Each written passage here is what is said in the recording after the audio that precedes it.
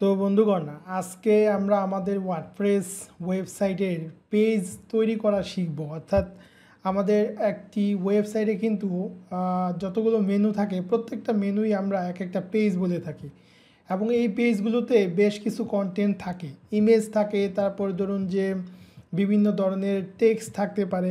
তো এই পেজগুলো আমরা কিভাবে তৈরি করতে পারবো অ্যাডমিন প্যানেল থেকে, সেটা আজকের পর্বে আমরা দেখব। তো ধরুন আমরা যদি আমাদের ওয়ার্ডপ্রেসের যেই কন্ট্রোল প্যানেল এটার ভিতরে যদি যাই এবং এখান থেকে আমরা যদি ভিজিট সাইটে যাই, তাহলে আমরা আমাদের প্রিভিয়াস যে সাইট আমাদের তৈরি করা ছিল এটা কিন্তু আমরা দেখতে পাচ্ছি। এবং আমরা পেজ ক্রিয়েট করার আগে ধরুন যে আমরা একটা ওয়েবসাইট দেখি, যেমন ধরেন এটা একটা ইউনিভার্সিটি ওয়েবসাইট। তো ইউনিভার্সিটি ওয়েবসাইটে এই যে মেনুগুলো দেখতেছেন, প্রত্যেকটা মেনুই এক একটা পেজ।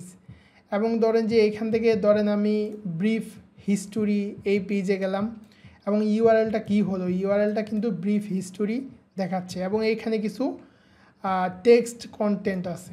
এরপরে ধরেন যে এখানে আমরা ভিশন মিশন, যেটা একটা কোম্পানির বা একটা ইউনিভার্সিটি থাকে, সেইগুলো কিন্তু এই কন্টেন্টগুলো এখানে আমরা দেখতে পাচ্ছি।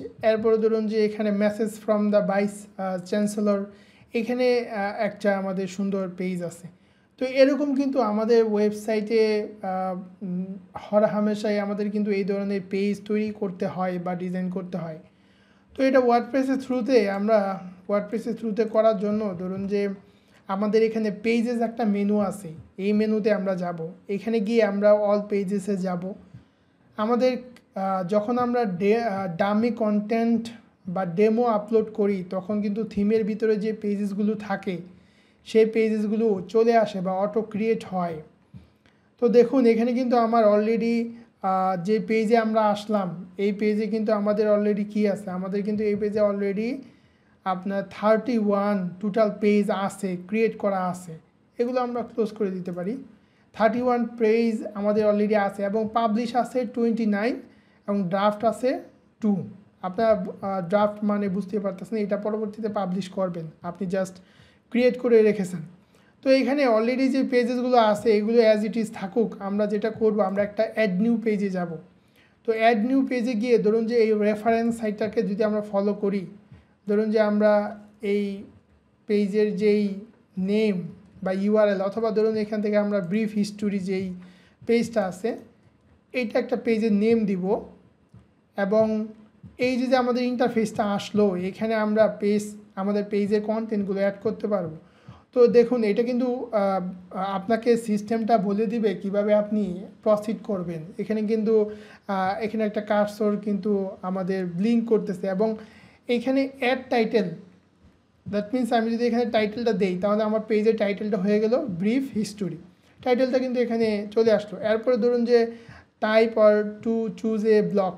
তো এখানে আমরা ধরেন যে এই যে আমাদের যে কন্টেন্টটা আছে, এই কন্টেন্টটা আমরা এটাকে কপি করে আমরা এখানে পেস্ট করে দিই। এই যে দেখুন আমাদের কিন্তু 2টা ব্লক, আর্টিকেল ব্লক কিন্তু ক্রিয়েট হয়ে গেল। এবং এখানে আমি কি করতে পারবো, দেখুন এখানে কিন্তু আমাদের যে আমি যখন এখানে ক্লিক করতেছি, এই যে ক্লিক করতেছি, তখন কিন্তু আমাদের যে টুল বারটা ওপেন হচ্ছে। টুল বারে কী হবে, আমরা এই যে টুল বারে ধরেন যে এখানে বোল্ড আছে, আমরা এটাকে বোল্ড করতে পারলাম। আবার ধরুন যে এখানে আপনি লিঙ্ক করতে চাচ্ছেন, তাহলে আপনি এখানে লিঙ্ক করতে পারবেন। ধরেন যে আমি এই ওয়েবসাইটে লিঙ্ক করে দিলাম, এখানে লিঙ্ক করে দিলাম, লিঙ্কটাকে প্লেস করে দিলাম, এখানে একটা লিঙ্ক হয়ে গেল। তারপরে ধরুন যে এখানে আপনার অ্যালাইনমেন্ট আছে, টেক্সট অ্যালাইনমেন্ট আছে, এখানে আপনার সেকশন ড্রাগ অ্যান্ড ড্রপ ফিচারটা আছে। অর্থাৎ আপনি এই টুলবার থেকে যে টুলসগুলো আছে এগুলো আপনাকে ব্যবহার করে করে শিখতে হবে, এবং আপনাকে একটা ওয়েব পেজ কেমন হয়, অনেকগুলো আপনি ওয়েবসাইট যেগুলো লাইভ ওয়েবসাইট, যেগুলো বিজনেস রানিং ওয়েবসাইট, বা আমরা যদি বলি যে আপনি ইউনিভার্সিটির যখন একটা ওয়েবসাইট করবেন, তখন আপনি কিছু ইউনিভার্সিটির লাইভ ওয়েবসাইট দেখবেন, তাদের পেজগুলো কেমন, দেখে দেখে আইডিয়া নিয়ে এখানে যে আপনার টুলসগুলো আছে এই টুলসগুলো দিয়ে আপনি চেষ্টা করবেন যে কিভাবে আপনি তাদের মতো করে করতে পারেন। তো যেমন ধরেন এখানে আপনি এই যে ইটালিক করতে পারতেছেন, এটা ইটালিক হয়ে গেল। তো এইভাবে আপনি যখন এই প্যারাগ্রাফ বা এই টেক্সটে কার্সর রাখতেছেন, তখন টুল বারটা ওপেন হচ্ছে। এরপরে দেখুন এই যে রাইট সাইড বারে কিন্তু আপনার ব্লক আছে, এখানে আপনি ধরেন যে আপনার টেক্সট কালার, আপনি টেক্সট কালার অ্যাপ্লাই করতে চাচ্ছেন, তখন এখানে দেখুন আপনি টেক্সট কালার অ্যাপ্লাই করতে পারতেছেন। এরপর আপনি চাচ্ছেন যে ব্যাকগ্রাউন্ড কালার অ্যাপ্লাই করবেন, তাহলে আপনি ব্যাকগ্রাউন্ড কালার, টেক্সটের ব্যাকগ্রাউন্ড কালার অ্যাড করতে পারবেন। তো আমরা ধরেন যে ব্যাকগ্রাউন্ড কালারটা ব্ল্যাক দিয়ে এটাকে যদি হোয়াইট দিই, তাহলে এই যে একটা ভিউ চলে আসলো পেজে, যে আপনি এইভাবে কালার অ্যাপ্লাই করতে পারতেছেন। তারপরে আপনার টাইপোগ্রাফিটা হচ্ছে যে আপনার ফন্ট সাইজ, ফন্ট ফ্যামিলি, তারপরে হচ্ছে যে আপনি আপনার যেই কালার, এই এভরিথিং, এই টোটালটাকে আমরা টাইপোগ্রাফি বলবো। এবং টাইপোগ্রাফিতে গেলে আপনি letter spacing, decoration, letter cage, এগুলো দেখতে পারবেন। যেমন ডেকোরেশন মানে হচ্ছে যে আপনি এটাকে আন্ডারলাইন দিবেন কি না। তো এই ধরনের বিষয়গুলো আপনারা এই যে এইভাবে করে দেখবেন যে আপনারা কি কি অ্যাপ্লাই করতে চাচ্ছেন, কি কি প্যারামিটার অ্যাপ্লাই করতে চাচ্ছেন। এরপর ধরুন যে লেটার স্পেসিং, যে একটা লেটার থেকে আরেকটা লেটার স্পেস কতটুকু হবে। তো এইখানে যে আমাদের ব্লক আছে, ব্লকের ভিতরে যে এই অপশনগুলো বললাম, এই অপশনগুলো আপনারা ধরেন যে আমি এটাকে ক্লিয়ার করে দিই এবং এটাকেও ক্লিয়ার করে দিই, আপনারা এগুলো অ্যাপ্লাই করে দেখবেন। এরপরে আমাদের এখানে অ্যাডভান্স আছে, অ্যাডভান্সে গেলে আপনি যদি সিএসএস পারেন তাহলে আপনি কাস্টম সিএসএস অ্যাপ্লাই করতে পারবেন। তো এটা হলো যে আমাদের এই যে পেজ আমরা যে ক্রিয়েট করতেছি, এটা রাইট সাইড বারে আমাদের এই অপশনগুলো ছিল। আবার এখানে দেখুন পেজ একটা অপশন আছে।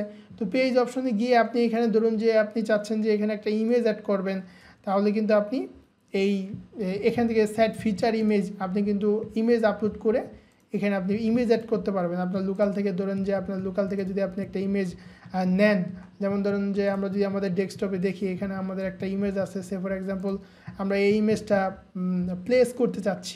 তো আমরা এই যে ইমেজটা লোড করলাম, তারপরে এখানে আপনারা ইমেজের লাইক অল্টার যেই টেক্সট আছে এটা দিতে পারেন এসইওর জন্য বেটার, ক্যাপশন আছে, তারপর ডেসক্রিপশন, এগুলো আপনারা দিয়ে দিতে পারেন। তো কী হবে, এইভাবে যদি আপনি ফিচার ইমেজটা দিলেন, তাহলে আপনার এই ফিচার ইমেজটা কিন্তু আপনার পেজে চলে আসবে।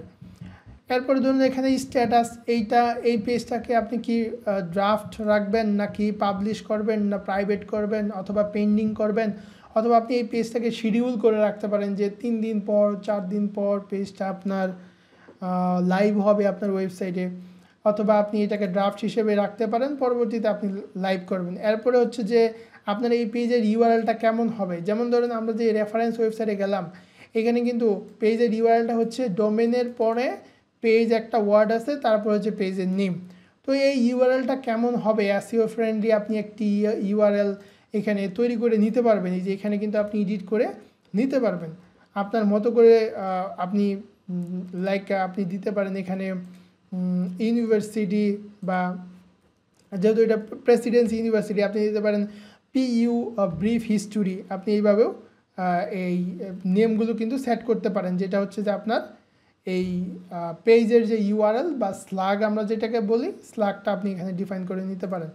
এরপর হচ্ছে এটা যদি আপনার যদি মাল্টিপল অথর থাকে, আপনার মাল্টিপল যদি অ্যাডমিন থাকে, আপনি ডিফাইন করতে পারেন যে এই আর্টিকেলটা কে পাবলিশ করেছে। এরপরে ধরেন যে টেমপ্লেট আছে, এখানে যেমন ধরেন যে দুইটা টেমপ্লেট আছে, একটা হচ্ছে কাস্টম হোম পেজ আর একটা হচ্ছে ডেফল্ট টেমপ্লেট। এখানে আরও নানান ধরনের টেমপ্লেট থাকতে পারে, ফুল উইথ টেমপ্লেট থাকতে পারে।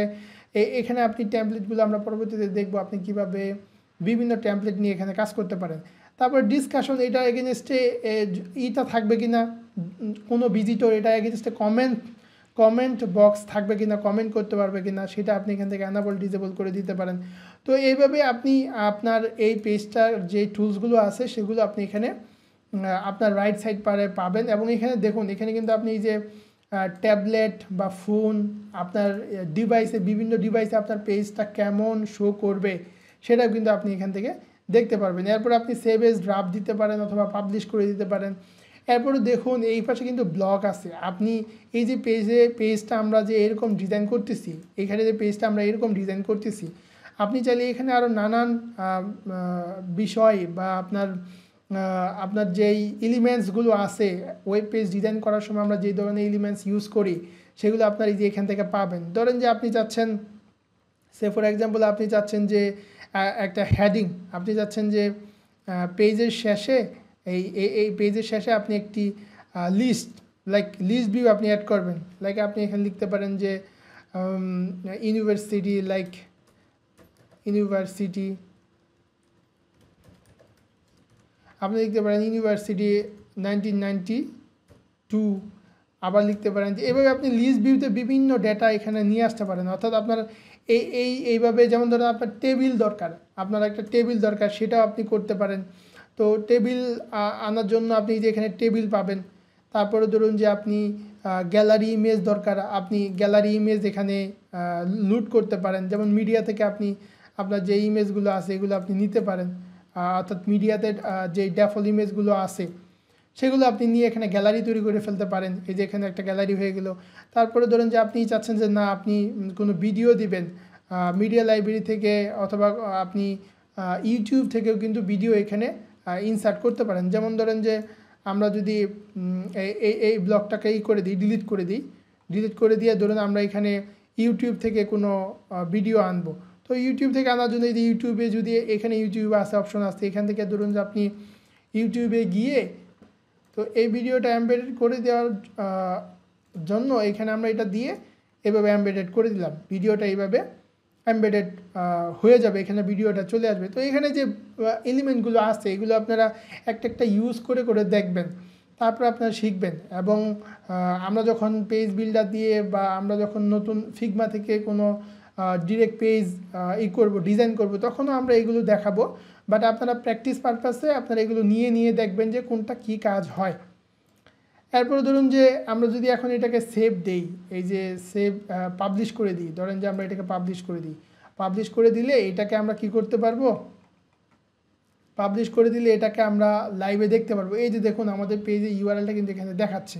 এবং আমরা যদি এখানে গিয়ে হিট করি এবং আমরা ধরুন যে এইখানে আমরা পেজে চলে যাই, এই যে দেখুন আমরা ব্রিফ হিস্টোরি যে পেজটা আমরা যে পেজটা তৈরি করলাম এবং আমরা যে ফিচার ইমেজটা দিয়েছিলাম, ফিচার ইমেজটা এই টাইটেলের পিছনে নিয়েছে।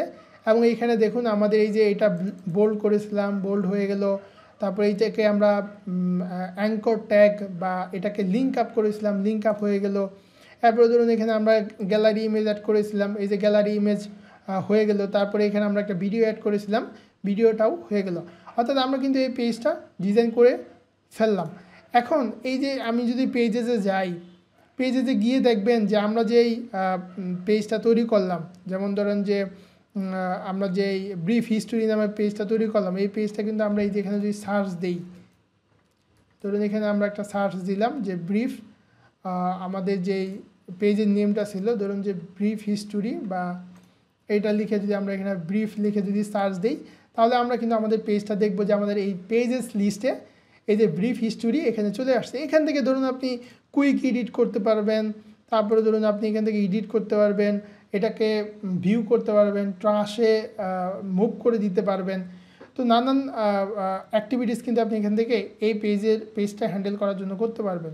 ধরুন আমরা এডিটে গেলাম, যেমন ধরুন এইখানে আমাদের এই যে ইন্ট্রোডাকশন, এটাকে আমরা চাই একটু বড় করে আসুক, লাইক ইন্ট্রোডাকশনটা হেডিং আকারে আসুক, তাহলে আমরা ইন্ট্রোডাকশনটাকে বোল্ড করে দিব। তারপরে ধরুন যে আমি এখানে এটা সাইজটা লার্জ চাচ্ছি, তাহলে এটা লার্জ হয়ে যাবে। তারপরে ধরুন আমরা এটা সেভ দিয়ে দিলাম। এখন যদি আমি এটা রিফ্রেশ দেই, ধরুন যে এটা যদি আমি রিফ্রেশ দেই, তাহলে আমাদের কি হবে, এটা চেঞ্জ হয়ে যায়। এই যে দেখুন ইন্ট্রোডাকশনটা চেঞ্জ হয়ে গেল। তো এইভাবে আমরা কি করতে পারবো, আমরা একটা ওয়েবসাইটের পেজ ডিজাইন করতে পারবো বিভিন্ন এলিমেন্টস দিয়ে। যেমন ধরেন যে আপনি যখন এই ডিজাইনটা করবেন তখন হয়তো বা আপনার ক্লায়েন্ট আপনাকে কোনো রেফারেন্স সাইট দিয়ে দিবে অথবা আপনাকে কোনো ডিজাইন দিয়ে দিবে, সেটা দেখে করবেন। যেমন আমরা যদি রেফারেন্স এটাকে ধরি, তাহলে আমরা এটার মতো করতেছি, লাইক আমরা এটা ব্রিফ হিস্টোরি যে পেজটা এটার মতো করে করলাম। এবং এখানে ধরুন যে আমরা আপাতত যেহেতু এইখান থেকে যে ব্লগটা আছে এই ব্লগটা ডিলিট করে দিই, কারণ এটা ইরিলিভেন্ট। এবং এখান থেকে আমরা এটাও ডিলিট করে দিই, এটা আপনাদের জাস্ট দেখানোর জন্য, এবং এটাও ডিলিট করে দিই। ধরুন যে আমাদের এই পেজটা যেমন ছিল, এখানে আমাদের ব্রিফ হিস্টোরি যেটা, এই যে ইন্ট্রোডাকশন যেটা, এটাকে আমরা দিব ব্রিফ হিস্টোরি। ধরুন যে এটাকে আমরা দিব ব্রিফ হিস্টোরি, এটা আমরা ব্রিফ হিস্টোরি দিলাম। এরপরে ধরুন যে আমাদের কি আছে, এটার পরে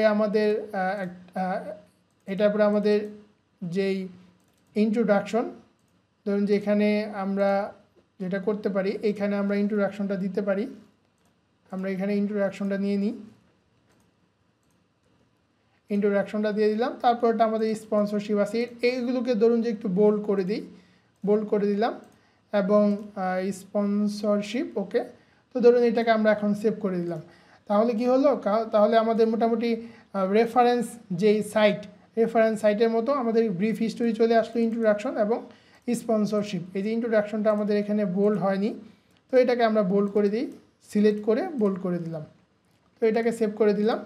তো এখন কিন্তু আমাদের এই ব্রিফ হিস্টোরি যে পেজটা, এটা আমাদের রেফারেন্স সাইটের মতো হয়ে গেল। এখন এখানে দেখুন, এখানে কিন্তু রাইট সাইড বার আসতে আসতে, তো রাইট সাইড বার আমরা যে ডেফল্ট টেমপ্লেটটা নিয়েছিলাম, এই যে এখানে কিন্তু আমরা পেজেসে গেলে এই যে এখানে আমরা যে টেমপ্লেটটা নিয়েছিলাম ডেফল্ট টেমপ্লেট, এটাতে রাইট সাইড বার আছে, যার কারণে এটা শো করতেছে।